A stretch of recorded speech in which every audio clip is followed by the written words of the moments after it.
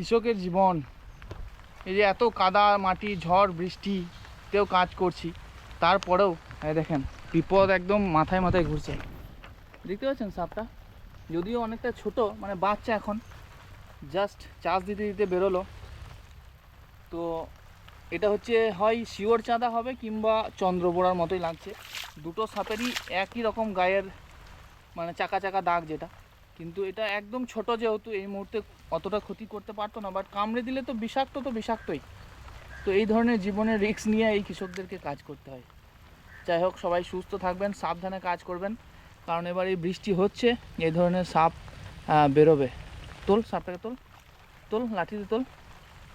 এটা মনে হচ্ছে চন্দ্রবড়াই বটে, কারণ লেজটা এটার মানে আর কি ছোটো আর কি, লেজ নেই আর কি, মানে কাটা লেজ। তো চন্দ্রবড়াই মনে হচ্ছে। মার মার, হচ্ছে না, জোরে মার। বুঝতে পারছেন কী অবস্থা? ওরকম করে সাপ মারা হয় ভাই? এটা যদি বড় সাপ হতো। সোজা কর সাপটাকে। দেখেন, এটা পিওর একদম চন্দ্রবোড়া, কোনো সন্দেহ নেই। যাই হোক, সবাই একটু সাবধানে কাজ করবেন মাঠে ঘাটে, এখন এরকম সাপ বেরোবে।